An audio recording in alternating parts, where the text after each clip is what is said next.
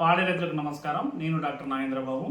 ఈ వీడియోలో మనం పాడి రైతులు పాలల్లో వెన్న శాతం పెంచడానికి పత్తి చెక్క ఎందుకు వాడాలి, పత్తి చెక్క వాడినట్లయితే నిజంగా పాలల్లో వెన్న శాతం పెరుగుతుందా అనే విషయాన్ని తెలుసుకుందాం.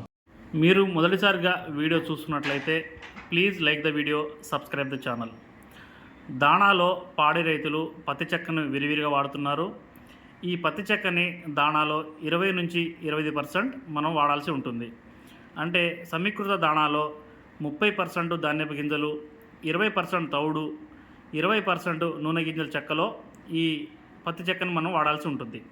మిగతా 30% పప్పు ధాన్యాల పొట్టు, ఉప్పు మరియు మినరల్ మిక్చర్ కలిపినట్లయితే మనం 100 కిలోల సమీకృత దాణాన్ని తయారు చేసుకోవచ్చు.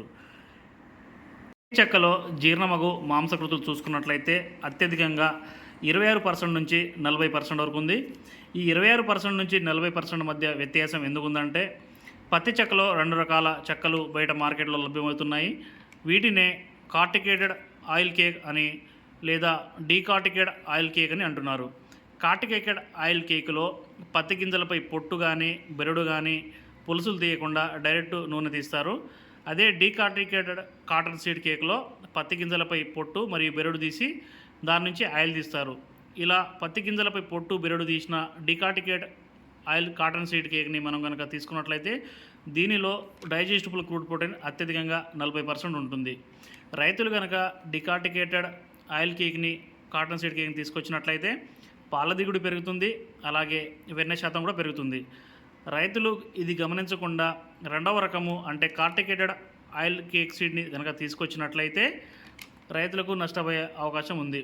దీంట్లో 26% ప్రోటీన్ మాత్రమే ఉంటుంది కాబట్టి రైతులకు ఇది చాలా నష్టాన్ని చేకూర్చి పాలల్లో వెన్న శాతం పెరగకుండా రైతులు నష్టపరిచే అవకాశం ఉంది.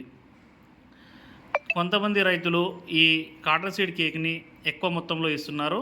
అలాగే ఇచ్చినట్లయితే దీంట్లో గాసిపాల్ అనే ఒక యాంటీ న్యూట్రిషనల్ ఫ్యాక్టర్ ఉంటుంది. ఈ యాంటీ న్యూట్రిషనల్ ఫ్యాక్టర్ కనుక పెరిగినట్లయితే అది రక్తంలో చేరి గేదె యొక్క ఆరోగ్యాన్ని హాని చేస్తుంది.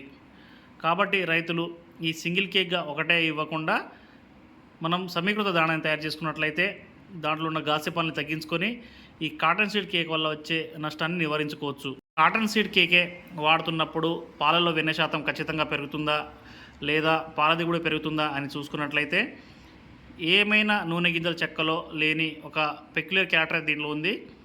ఈ కాటన్ సీడ్ కేక్లో ఉన్న ప్రోటీన్ అనేది ఆర్ల పొట్టలో జీర్ణం కాకుండా తప్పించుకొని అది బాడీలో వెళ్తుంది. కాబట్టి ఖచ్చితంగా పాల దిగుబడి పెరుగుతుంది, అలాగే పాలలో వెన్న శాతం కూడా పెరుగుతుంది.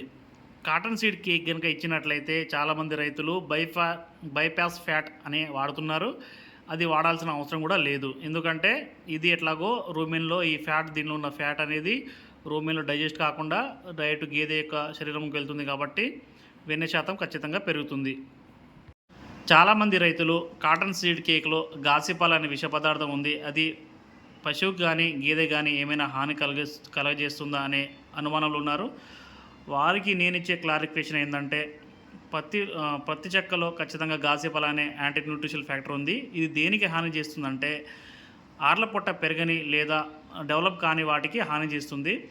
3 నెలల వయసు ఉన్న వాటికి ఖచ్చితంగా ఆర్ల పొట్ట డెవలప్ అయి ఉంటుంది. కాబట్టి వాటికి ఎటువంటి హాని ఉండదు. ఎందుకంటే నెమరి వేసే జంతువులు ఎప్పుడు మనం దానికి పత్తి చెక్క ఇచ్చినట్లయితే అది పొట్టలోకి వెళ్ళి అమైనో ఆమ్లాలతో లేదా మాంసకృతిలో బైండ్ అయ్యి అది పెడలో వెళ్ళిపోతుంది. సో గాసిపాల్ అనే విష పదార్థం అలా బయటికి వెళ్ళిపోవడం జరుగుతుంది. ఇది రక్తంలో కలవదు కాబట్టి ఆ యాంటీ న్యూట్రిషనల్ ఫ్యాక్టర్ వల్ల పశువు కానీ గేదెలు కానీ వాటి యొక్క మిల్క్ ప్రొడక్షన్ మీద కానీ ఆరోగ్యం మీద కానీ ఎలాంటి ప్రభావం ఉండదు. సో పత్తి చెక్కని మనం దాణాలో 25% వరకు ఖచ్చితంగా వాడుకోవచ్చు, ఎటువంటి ఇబ్బంది ఉండదు. సమీకృత దాణాలో మీరు నూనె గింజల చెక్క వాడుతున్నట్లయితే పత్తి చెక్కను వాడినట్లయితే అధిక పాల దిగుబడి మరియు వెన్న శాతం ఖచ్చితంగా పెరుగుతుందని చెప్తున్నాను. మరిన్ని వీడియోల కోసం please like the video, subscribe the channel.